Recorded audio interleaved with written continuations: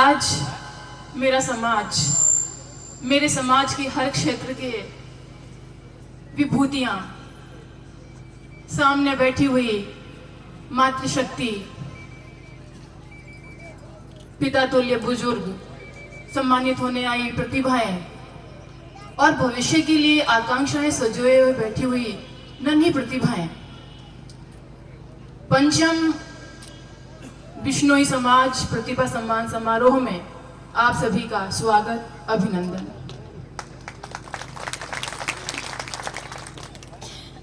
समारोह के पहले दिन जब मैं यहाँ आई थी, मुझे लग रहा था पंडाल बहुत बड़ा है। पंडाल बहुत बड़ा है क्योंकि यहाँ बहुत कम चेहरे दिख रहे थे। दूसरे दिन लगा ठीक साइज का है, आज लग रहा है बहुत छोटा है। पंडाल को और बड़ा होना चाहिए था, क्योंकि हमारा समाज भले ही आज के समय में कुछ घटनाओं के कारण बदनाम हो रहा है, कलंकित हो रहा है, लेकिन इस कलंक को धोने वाले, गौरव के चंदन रूपी तिलक को लगाने वाले ऐसे प्रतिभावान युवा यहाँ हमारे बीच मौजूद हैं। डॉक्टर्स हैं, प्रशासनिक अधिकारी हैं, अभियांत्रिकी विभाग से हैं, शिक्षा विभाग से हैं, व्यवसाय से हैं, कृषि से हैं, राजनीति से हैं। क्या ही बच जाता है पीछे। कुछ बुरी चीजों से हमें निराश नहीं होना है। एक पीड़ा उठती है मन में। यहाँ जब मंच पे देखते हैं तो मुझे मिलाकर के, साध्वी जी महाराज को मिलाकर के सिर्फ पांच महिलाएं मंच पे बैठी दिखी और छठी आई एसडीएम सर के साथ उनकी मिसेज। जिस दिन ये अनुपात सामने दिख रहे अनुपात के जैसा हो जाएगा, पंडाल में अनुपात बराबर का दिख रहा है, बल्कि इस तरफ ज्यादा दिख रहा है। जिस दिन मंच का अनुपात वैसा हो जाएगा, मैं आपको आश्वस्त करती हूं कि हमारे समाज में एक भी बुराई नहीं रहेगी। सारे विषयों पर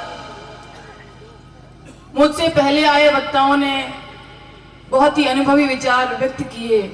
मुझसे बाद में भी बहुत सारे वक्ता आएंगे, आपको संतजनों का आशीर्वचन भी सुनने को मिलेगा, नेताओं की ज्ञानवाणी भी मिलेगी। मैं कुछ छोटी मोटी बातें आपके साथ करूंगी, विशेष रूप से मातृ समुदाय से। ये कोई सैद्धांतिक बातें नहीं हैं, छोटी छोटी व्यवहारिक बातें हैं। एक समय था जब बालिका शिक्षा के अवसर कम थे। आज तो अवसरों की भी कमी नहीं है। माता पिता हर कष्ट को सहन करके जिस तरह अपने बेटों को पढ़ा रहे हैं, उसी तरह से अपनी बेटियों को भी पढ़ाने का प्रयास कर रहे हैं। ये हम पर है, ये हम बेटियों पर है कि हम इस मिले हुए अवसर का उपयोग कैसे करें। जो आजादी, जो अवसर, जो अधिकार हमारे पेरेंट्स हम पर विश्वास करके दे रहे हैं, उस विश्वास का उपयोग हमें कैसा करना है। उस विश्वास का उपयोग करके हमें एक दिन सम्मानित होने ऐसे मंच पे बैठना है, या उस विश्वास को तोड़ के हमें एक दिन उस लेवल तक चले जाना है कि हमारे पेरेंट्स सिर झुका करके खड़े रहे। ये हमें तय करना है, ये हम बेटियों को तय करना है। पेरेंट्स हमें अवसर दे रहे हैं। अभी इंदू जी आई थी यहाँ पर मंच पर, बड़ी कड़वी बातें बोल के गई, लेकिन सुकून मिल गया मन को कि कोई तो है, कोई है जो आगे आकर के भी लोग मेरे बारे में क्या कहेंगे उस बात को दरकिनार करते हुए भी कड़वी मगर सच्ची बात को बोलने की हिम्मत करती है। एक बहुत बड़ी समस्या जो हमारे समाज में आज फैलती जा रही है। मैं हमारे समाज के पंच पुरुषों से निवेदन करूंगी, जो पगड़ीधारी पंच पुरुष हैं, जो समाज में पंचायतियां करते हैं, सुलह समझौते करवाते हैं, समाज का नेतृत्व करते हैं। किस ओर जा रहा है हमारा समाज? हमारा सामाजिक परिवेश, हमारी पारिवारिक परिपाटियां क्यों टूटती जा रही हैं? क्यों मजबूत पारिवारिक बंधन नहीं है? एक समय था जब बच्चों का पालन पोषण आदेशात्मक रीति से होता था, पेरेंट्स आदेश देते थे और हमारी पीढ़ी के लोग उन आदेशों का पालन करते थे। आज हमारी पीढ़ी के पेरेंट्स अपने बच्चों को कुछ कहने से पहले 100 बार सोचते हैं पलट के क्या जवाब देगा बच्चा। कहीं कोई अनहोना कदम नहीं उठा ले, ये डर सबसे बड़ा। अरे क्या ही कर लेगा, आपकी औलाद है। आपकी औलाद को अगर आपको डांटने से पहले 4 बार सोचना पड़ रहा है तो आपको पेरेंट्स होने पे लानत है, लानत है।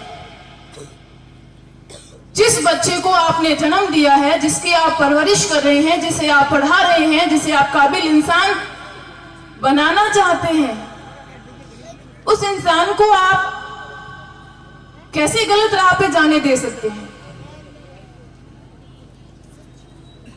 मैं इस लेफ्ट साइड वाले भाग को छोड़ देती हूँ, सीधा आपसे बात करती हूँ। ये हम माओ की जिम्मेवारी है कि आप अपने बच्चों को क्या संस्कार देती हैं। सिखाने से नहीं सीखते हैं, आदेश नहीं सुनते हैं, बच्चे आपको देख करके सीख रहे हैं। हमारा टाइम मोबाइल्स में है, रील्स बनाने में है, इंस्टाग्राम पे है। बच्चे क्या कर रहे हैं खबर ही नहीं है। बहुत जोर की तालियां बजी, सुकून मिला ना, क्योंकि यहाँ की रील्स और इंस्टाग्राम पे टॉन्ट आ गया। उस तरफ भी आऊंगी, वेट करिए।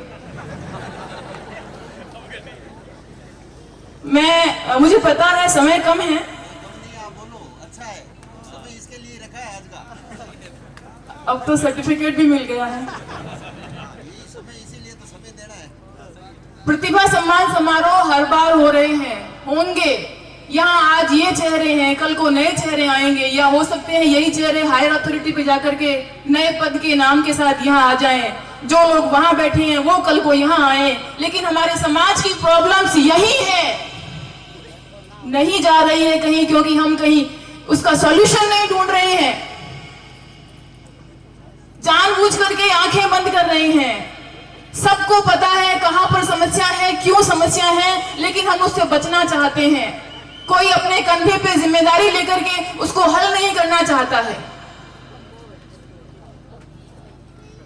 हर कोई निर्णय नहीं ले सकता समाज के बारे में, but we can decide about our own family. हमारे परिवार के बारे में तो हम निर्णय ले सकते हैं।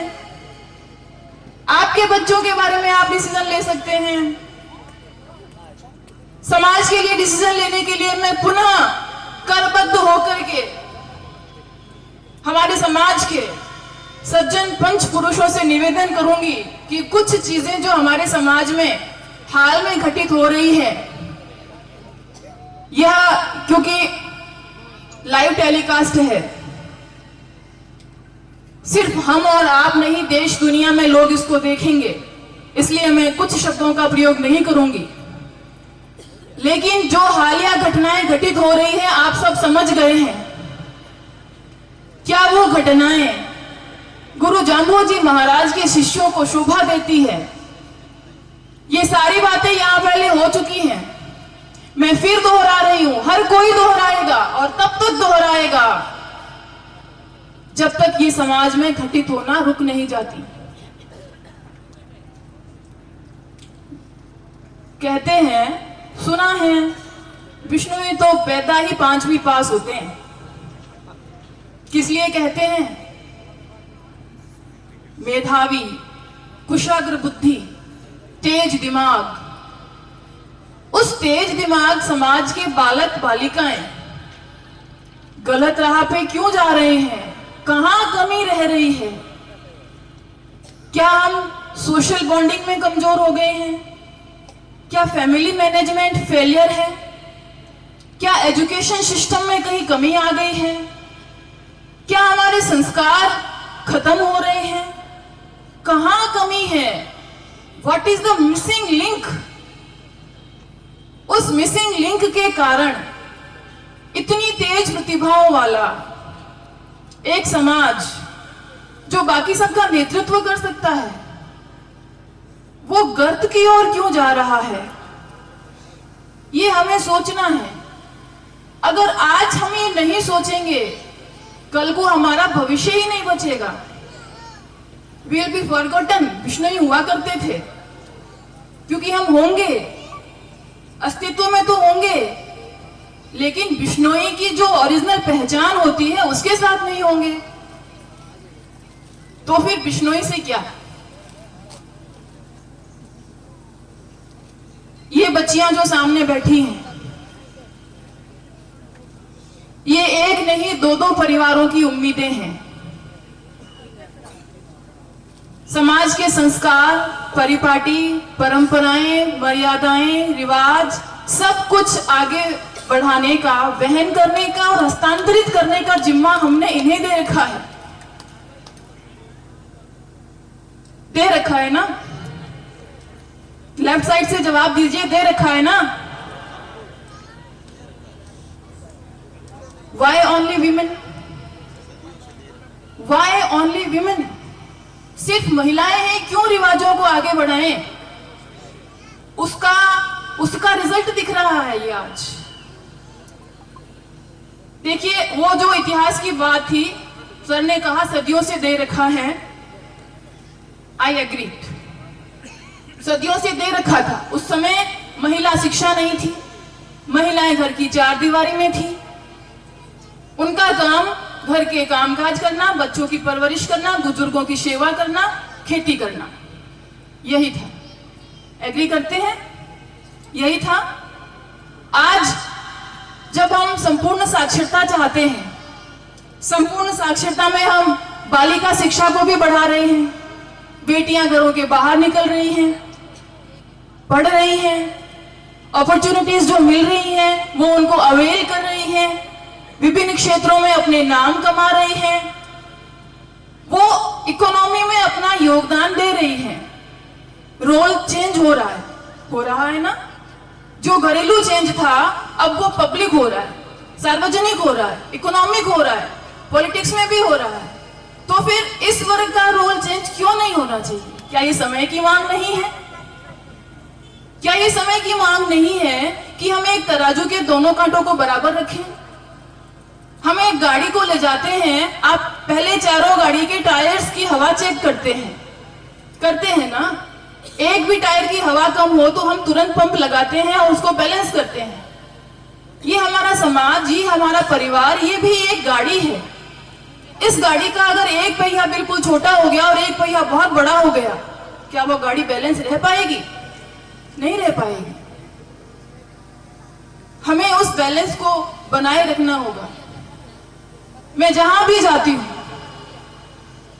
मेरा मुख्य मुद्दा यही रहता है, बेटियों को संस्कार देने की जिम्मेवारी पूरे परिवार की होनी चाहिए, सामूहिक परिवार की होनी चाहिए। संस्कार देना, आज देना मतलब ये मैंने दिया, टेक इट, ले बेटा ये ले संस्कार, ऐसे नहीं आएगा। मैं क्या कर रही हूं, मेरा व्यवहार कैसा है, मेरा चाल चलन कैसा है, मेरी भाषा कैसी है, मेरा दैनिक रूटीन कैसा है, वो मुझे देख करके बच्चे फॉलो करेंगे। अगर हमें अपनी आने वाली पीढ़ी को टूटते हुए घरों में नहीं देखना है, समाज को बिखरते हुए नहीं देखना है, तो जिम्मेदारी हमारे आज के युवकों की है और युवतियों की है, माताओं की है, पिताओं की है कि आप चेत जाइए। आपको देख रहे हैं आपके बच्चे, आप तस्करी कर रहे हैं, आप उनके रोल मॉडल बन रहे हैं, आप शराब बेच रहे हैं, आप उनके रोल मॉडल बन रहे हैं, आप इंस्टा पे रील्स बनाती है, आप अपने बच्चों को वही करने के लिए एनकरेज कर रही हैं। आप कीजिए वो काम जो आप अपने बच्चों को सिखाना चाहते हैं।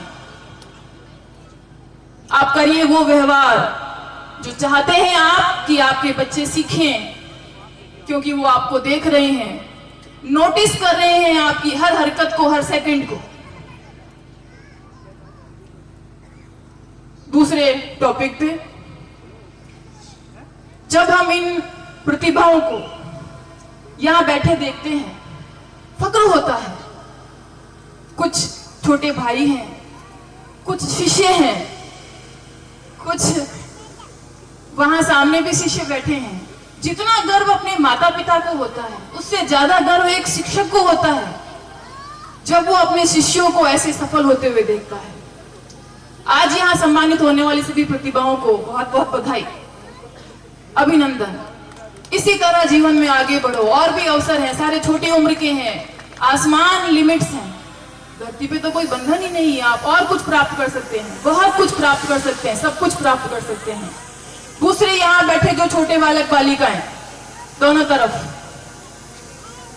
आकांक्षी, जो इन्हें देख रहे हैं कि हम इस मंच पर, इस स्टेज पर कब पहुंचेंगे, बहुत जल्दी बच्चों, बहुत जल्दी। इसी हौसले को, इसी जज्बे को बनाए रखो, ईमान से, निष्ठा से, मेहनत से, बिना संदेह, बिना शक के मार्गदर्शन लीजिए अपने गुरुओं से।